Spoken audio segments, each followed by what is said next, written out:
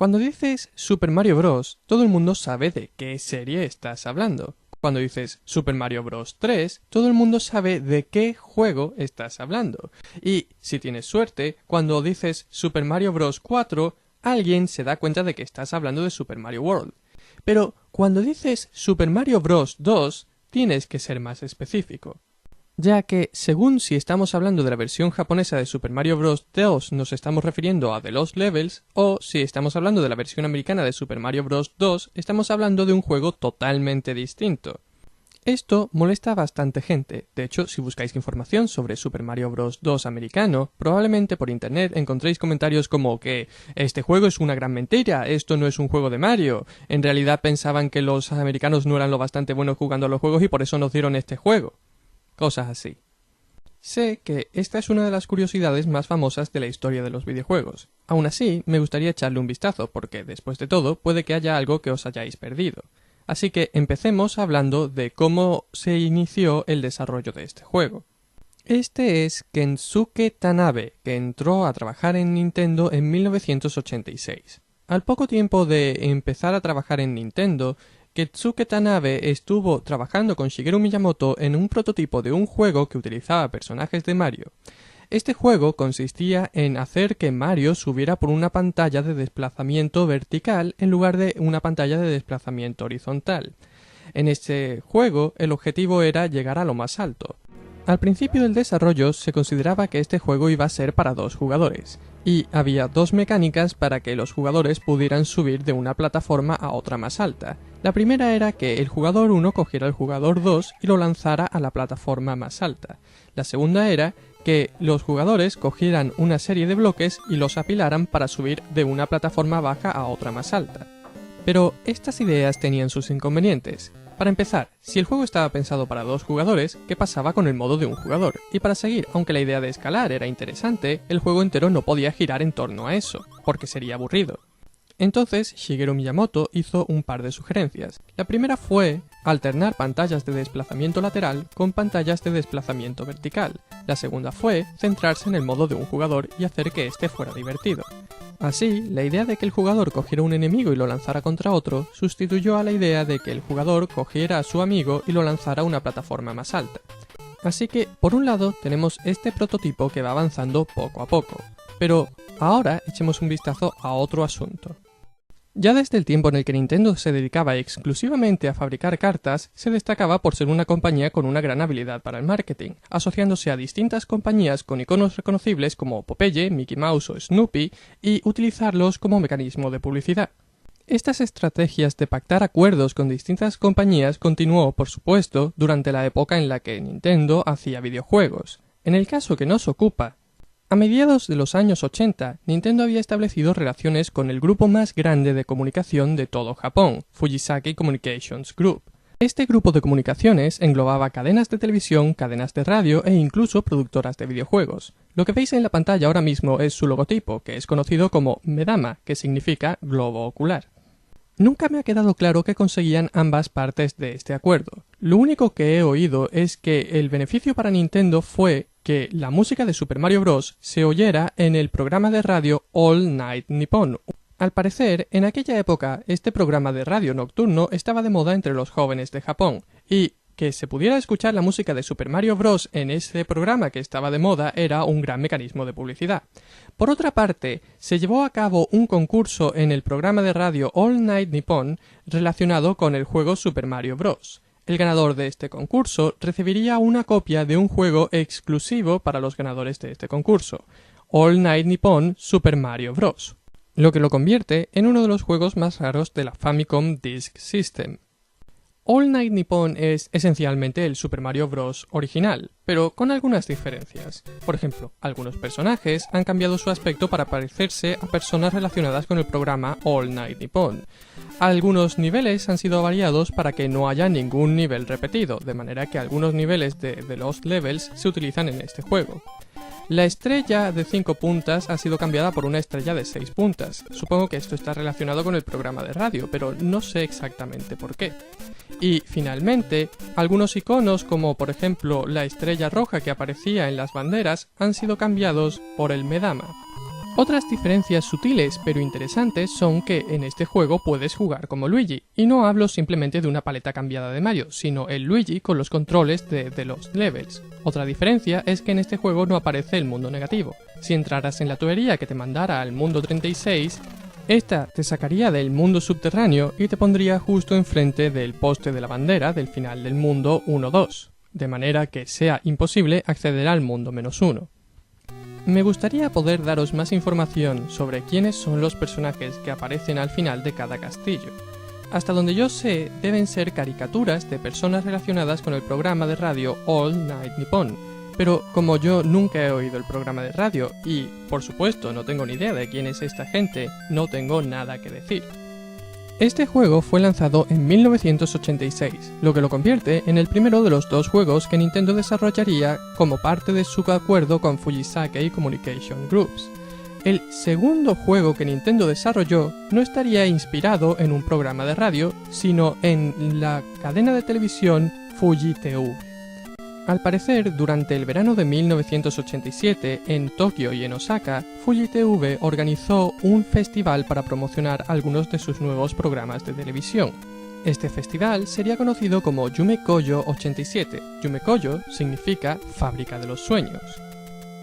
Las mascotas de este evento fueron los miembros de la familia Yume Koyo, que estaban diseñados con un estilo árabe del tipo de las 1001 noches.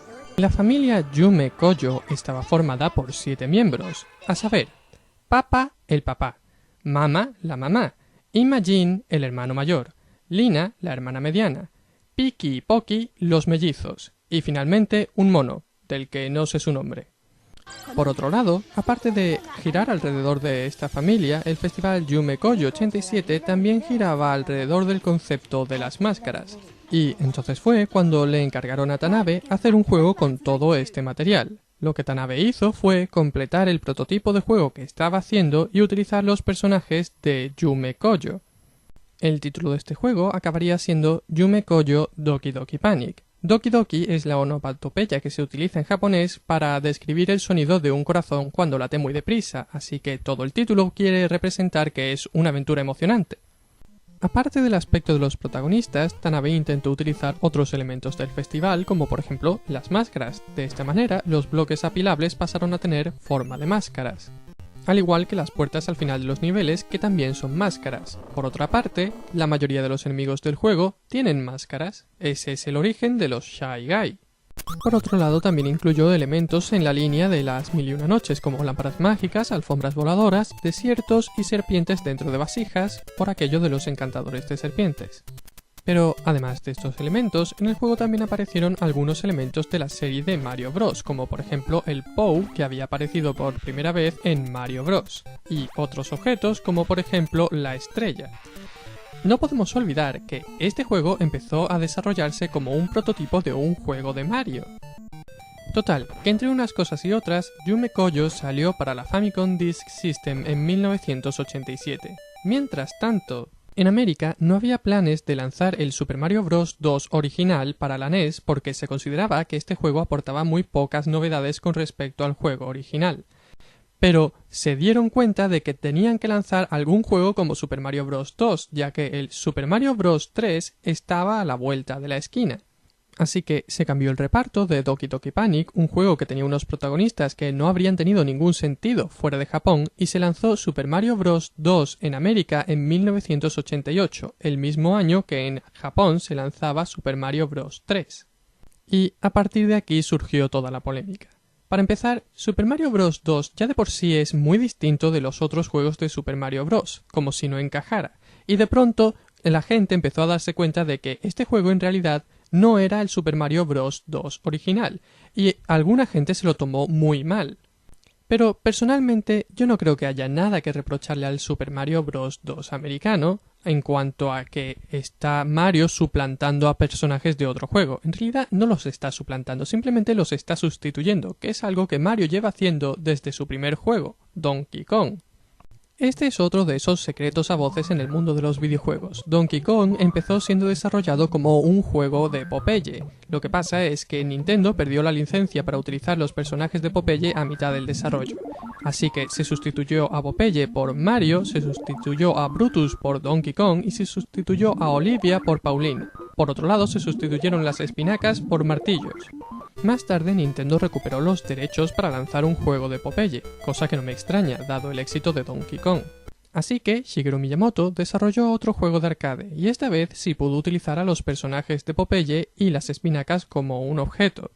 Pero este no fue el único caso en el que Mario hizo las veces de sustituto. No tenéis más que echar un vistazo a los Game & Watch, Mickey Mouse y Donkey Kong Circus.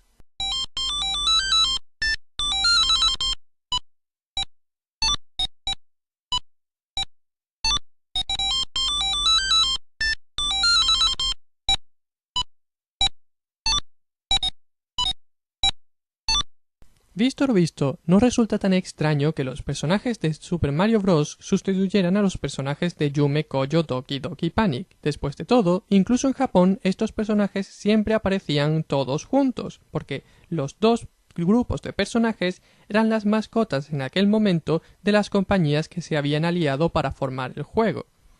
Así que Toad sustituye a Papa, Mario sustituye a Mima Jin, Luigi sustituye a Mama, y la princesa Peach sustituye a Lina. Asimismo, se hicieron más cambios para hacer que el juego fuera más del tipo de Mario, por ejemplo cambiando ciertos objetos por setas y conchas de Koopa Troopa y cambiando algunas músicas del juego. Además, se mejoraron algunas animaciones y se le permitió a los personajes pulsar B para correr. Por otro lado, se incluyó un nuevo jefe, Clawgrip, un cangrejo que en uno de los mundos sustituía como jefe a Mouser, que de otra forma habría aparecido en el juego 3 veces como jefe. Esta elección de un cangrejo como jefe de un nivel probablemente estaba inspirada por los Sidestepper de Mario Bros. Otra novedad es que puedes escoger qué personaje vas a utilizar al principio de cada mundo, mientras que en la versión japonesa escoges al personaje al principio de la partida. En esta versión, el progreso de cada uno de los personajes se graba independientemente, y sí, se graba, puedes escoger en qué nivel continuar una vez ya te lo has pasado con ese personaje. Es una de las ventajas de que este juego fuera para la Famicom Disk System. Aunque el tiempo de la Famicom Disk System no duraría para siempre, ya que en 1990 salió en Japón la Super Famicom, la consola de Nintendo de la siguiente generación.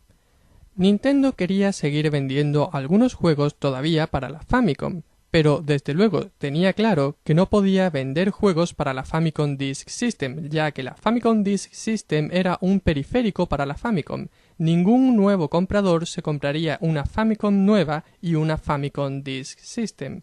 Así que Nintendo de Japón empezó a lanzar juegos en lugar de en discos, en cartuchos, igual que Nintendo de América había estado haciendo todo el tiempo. Y puesto que Yume Koyo Doki Doki Panic había sido lanzado para la Famicom Disk System que estaba en desuso, y se le habían hecho una gran cantidad de mejoras en su paso a América, se convirtió en un gran candidato para volver a lanzarlo en cartucho. Así que en 1992, Super Mario USA fue lanzado en Japón. Además, para mantener vivo el mercado de los juegos de Famicom, se lanzó un nuevo modelo de la consola, conocido como AV Famicom en 1993. Los últimos juegos que Nintendo desarrollaría para la Famicom llegarían en 1994 y serían una versión de cartucho de The Legend of Zelda y un juego inspirado en Mario USA conocido como Wario's Woods, con controles parecidos a los de Mario USA y con personajes de este juego como Toad y Birdo. Pero volviendo al tema que nos ocupa. Ya hemos visto diferencias a nivel de juego entre Doki Doki Panic y Super Mario Bros. 2. Ahora echemos un vistazo a las diferencias al nivel del argumento.